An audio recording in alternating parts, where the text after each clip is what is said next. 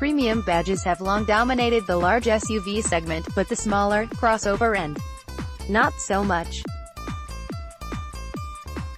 In the last few months, however, 3 new contenders have arrived to change all that. The BMW X2, Jaguar E-Pace and Volvo XC40, this trio are set to be the cream of the crossover crop, but which one is best? StyleThink about it. Crossovers are not really designed with practicality in mind. They might masquerade as family-oriented vehicles and offer slightly more versatility than a hatchback, but their huge popularity is primarily down to looks.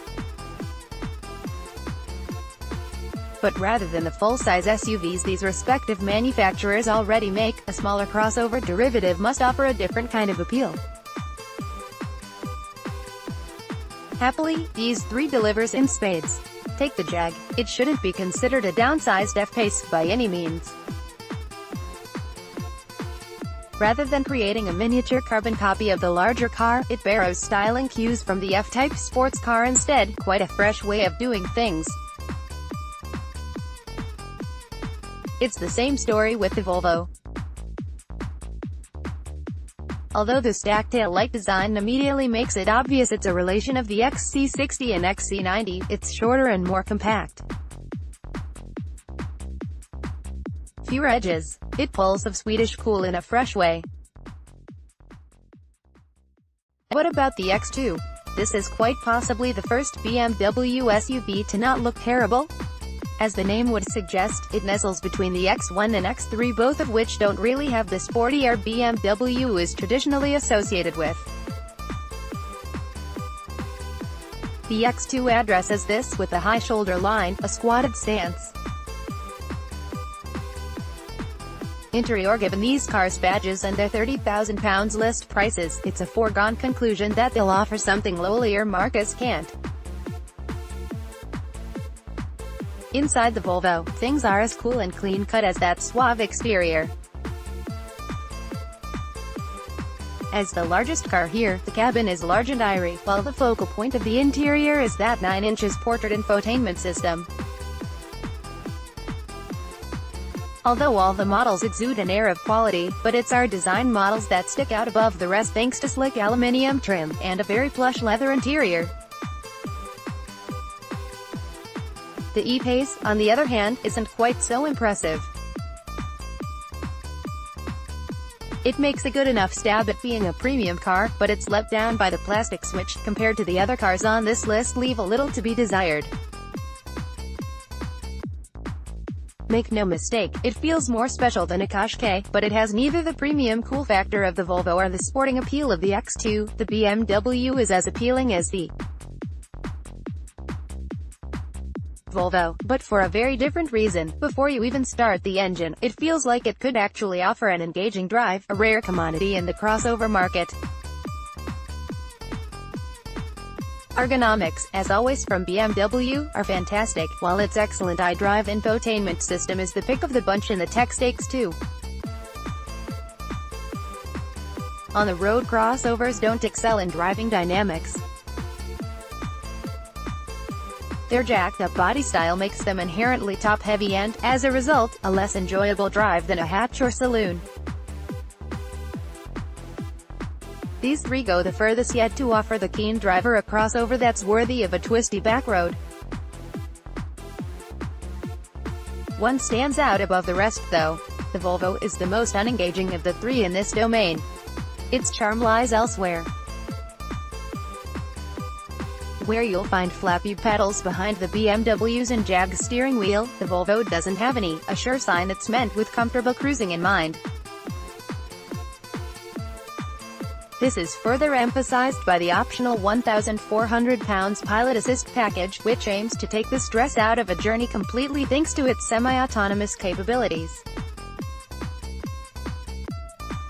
Switching from the XC40 to the E-Pace, the Ingenium diesel engine is nowhere near as refined as the D4. Its biggest issue is its weight. The heaviest car here by quite a margin, it does blunt performance a little. If you can put up with the clattering soundtrack, the E-Pace does boast supremely supple ride quality. Dynamically, the X2 is exactly what you'd expect from a company that claims to make the ultimate driving machine. A quick B-road blast confirms that it beats the other two hands down behind the wheel. The 8-speed gearbox is the best of the bunch and, mated to even the 2.0-liter diesel, offers up instant acceleration. Accurate steering isn't numb like the other two and, for BMW standards, it offers a composed ride too. Even if it's a little harder, for driving pleasure the other two lag behind. Practicality and pricing. All three of these cars are built by manufacturers that also make cavernous cars, so we'll get this out the way right now, these don't offer the last word in space and practicality. That said, they can easily masquerade as a family vehicle, but which has the most space? The Jag gets 425 liters of boot space, making it the smallest here. Next up is the Volvo, with 460 liters, while, quite surprisingly, the BMW gets the largest load area with 470 liters of space. It's not all good news though, because aside from their boots, the Jag and Volvo are much better prospects for families thanks to properly usable rear passenger space. Below, we've pulled together some asterisk leasing rates to give you an idea of how much you'll need to have one of these three premium products grace your driveway.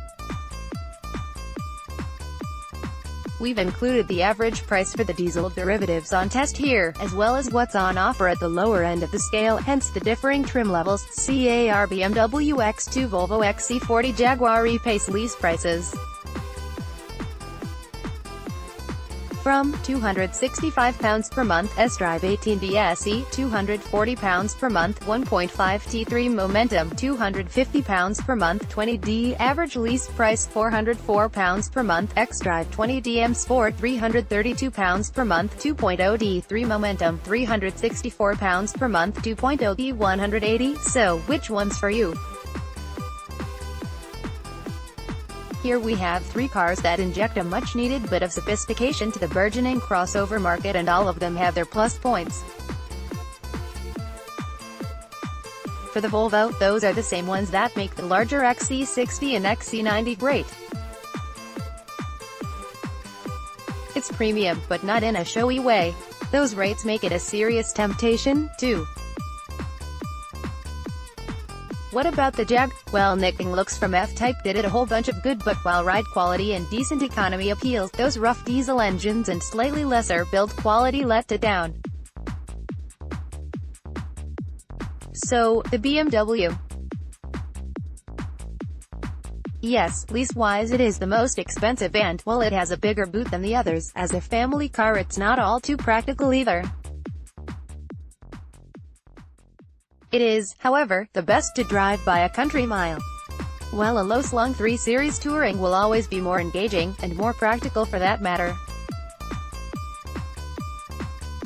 If you have your heart set on a crossover and don't want to sacrifice having a bit of fun behind the wheel, the X2 could be the car for you.